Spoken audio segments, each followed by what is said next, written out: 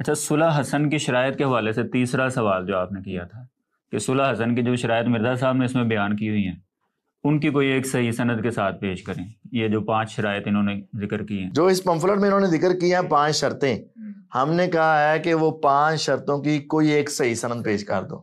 تو جب ان سے سوال ہوا ہے کہ کوئی ایک صحیح سند پیش کریں تو یہ آگے سے انہوں نے سند تو کیا پیش کرنی تھی، آگے سے کہہ رہے تھے کہ آپ ہمیں یہ بتائیں ٹائم آپ کے پاس قیامت تک ہے کہ کون سے محدثین نے ان شرائط کا انکار کیا ہے۔ جی نیکسٹ اپنا کوشچن کریں۔ نیکسٹ کوشچن یہ ہے کہ آپ جو صلح حسن کی شرائط بیان کرتے ہیں کئی بکس میں سے، تو بعض لوگوں کا کہنا ہے کہ یہ جو صلح حسن کی شرائط ہے یہ بے سند ہے، ان کی سند ہی کوئی نہیں ہے جو آپ بیان کرتے ہیں۔ تو ہاں، یہ بعض لوگ نہیں ہیں، بس میں بات سن لی، یہ بعض لوگ نہیں میرے بھائی، یہ 14ویں صدی کے چوزے ہیں جو یہ بات کر رہے ہیں۔ ان کو قیامت تک کے لیے ٹائم ہے، ان سے پوچھیں کہ آج تک کسی سنی محدث نے صلح حسن کی شرائط کا انکار کیا ہے؟ ٹائم قیامت تک ہے، اس بندے کا نام بتانا ہے۔ کون سے محدثین نے شرائط کا انکار کیا یہ پیش کریں۔ ہم کہتے ہیں آپ پیش کر دیں کہ کس محدث نے کہا ہے یہ صحیح الاسناد ہے، کس ایک محدث نے کہا ہے کہ یہ 5 شرطیں جو مرزا صاحب نے نقل کی ہیں کس محدث نے نقل کر کے کہا ہے کہ یہ صحیح ہیں۔ صرف نقل کرنا کافی نہیں ہوتا، صحیح سند کے ساتھ ہونا ضروری ہے۔ ہم کہتے ہیں تمہارے پاس ٹائم قیامت تک ہے، تم نے لکھا تھا صحیح الاسناد احادیث اور جھوٹی بے سند ضعیف الاسناد تاریخی روایات کے فتنوں سے بچنے والوں کے لیے۔ اس نے خود لکھا تھا کہ ضعیف الاسناد روایت نہیں ہوگی، بے سند بات نہیں ہوگی، جھوٹی بات نہیں ہوگی، تاریخی روایات کے فتنے نہیں ہوں گے۔ اب مرزا صاحب نے یہ تاریخی روایات نقل کی ہیں، اس کی سند مرزا صاحب کے ذمے ہے اور اس کی صحت بھی مرزا صاحب کے ذمے۔ ہم کہتے ہیں آپ کے پاس ٹائم قیامت تک ہے، کسی ایک محدث نے ان 5 شرطوں کو صحیح کہا ہو آپ پیش کر دیں، کیونکہ یہ آپ نے پیش کی ہے نا، تو مقدمہ تو مرزا صاحب کا ہے۔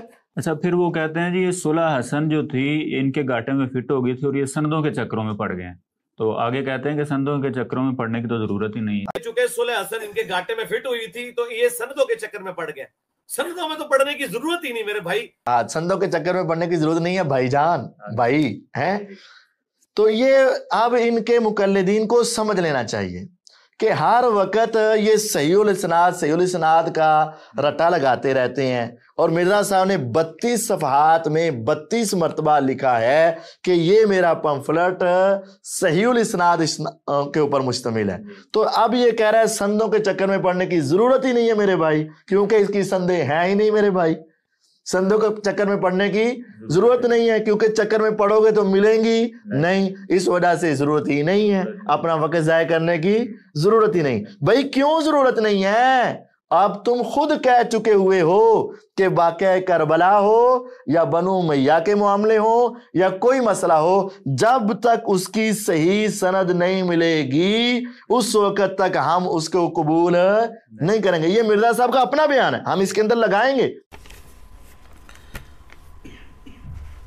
جہاں تک تاریخ کا تعلق ہے تو تاریخ دانوں نے بڑی محنت کی، ہمارے بزرگ ہیں، لیکن انہی بزرگوں نے ہمیں یہ بات سکھائی کہ بغیر کسی کی سند کے حدیث کو قبول نہ کیا جائے، اور حدیث میں سند بھی ملے تب بھی اس کو صحیح اور ضعیف اور موضوع کا فرق کرنا ہے۔ تو جب حدیثیں نہیں لی جائیں گی سند کے بغیر اور سند کی صحت کے بغیر، تو اقوال جو واقعہ کربلا کے بارے میں ہے یا یزید کے بارے میں ہے یا بنو امیہ کے بارے میں ہے، وہ بغیر سند کے کیسے لیے جا سکتے ہیں؟